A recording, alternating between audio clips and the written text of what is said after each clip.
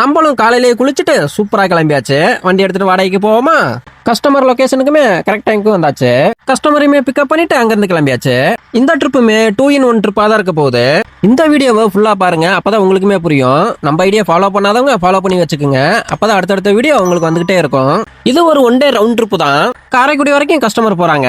நம்ம போற ரூட் கரூர், திண்டுக்கல், நத்தமொழியா தான் நம்ம காரைக்குடி போறோம். கஸ்டமருமே காலையில டிஃபனுக்கு நல்லா பியூர் வெஜ் ஹோட்டலா பார்த்து நிறுத்த சொன்னாங்க. சரிங்கன்னு சொல்லிட்டு நம்மளும் சாப்பிட வந்த இடம் தான் நத்தத்துல இருக்கிற மீனாட்சி பவன் ஹோட்டல். இந்த ஹோட்டலுமே சின்ன சந்துக்குள்ளதான் இருக்குது. ஹோட்டல் இருக்கதே தெரியாது. நாங்களும் சாப்பிட்டு நேரா பிள்ளையார்பட்டி கோயிலுக்கு வந்தாச்சு.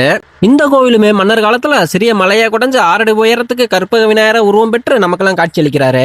இந்தியாவில 2 கை உடைய ஒரே விநாயகர் இங்கதான் இருக்குன்னு சொல்றாங்க. அடுத்ததா நம்ம எங்க போறோம்னா குன்றக்குடி முருகன் கோயிலுக்கு தான் போறோம். பிள்ளையார்பட்டியில இருந்து 4 கிலோமீட்டர் வரும். நம்மளுமே குன்றக்குடி முருகன் கோயிலுக்கு வந்தாச்சு. நானுமே போயிட்டு முருகப்பெருமான மனசார வணங்கிட்டு வந்துட்டேன்.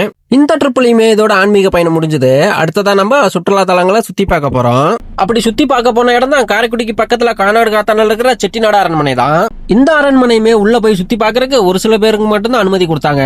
மத்தவங்களுக்கு எல்லாம் அனுமதி இல்லைன்னு சொல்லிட்டாங்க. அரண்மனையை சுத்தி பார்க்கலாம்னு ஆசாசியா வந்தவங்களுக்கு பெரிய ஏமாற்றம் தான் கிடைச்சது.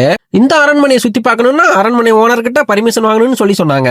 அரண்மனை ஓனருமே இங்க இல்ல, சென்னையில இருக்காங்களாம். இனிமேல் யாராச்சும் அரண்மனை சுத்தி பார்க்கணும்னு ஆசைப்பட்டீங்கன்னா பர்மிஷன் வாங்கிட்டு வாங்க, அப்பதான் உள்ள அலோவ் பண்ணுவாங்க.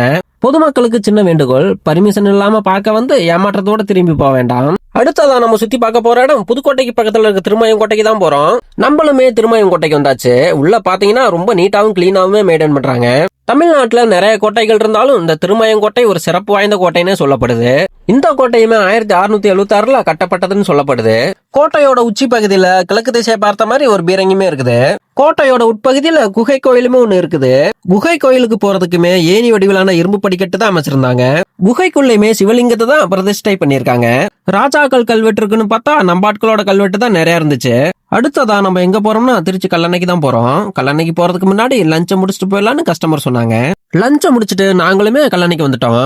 அணை மேல இருக்கிற ரோடுமே ரொம்ப சின்ன ரோடு. வண்டி போறதுக்கு வழி இல்லாம ரொம்ப டிராபிக்கா இருந்துச்சு. கல்லணையுமே கரிகால சோழனால் வெறும் கற்களையும் களிமண்ணையுமே கொண்டு கட்டப்பட்ட உலகத்தில் முதல் அணைன்னு சொல்லப்படுது. உலகமே வியந்து பார்க்கிற அளவுக்கு தமிழரால் கட்டப்பட்ட இந்த அணையுமே 2000 ஆண்டுகளுக்கு மேலும் கடந்து இன்று வரைக்கும் கம்பீரமா காட்சி அளிக்குது. இந்த அணையோட கரைப்பகுதியிலுமே கரிகால சோழனுக்கு மணிமண்டபமும் கட்டியிருக்காங்க.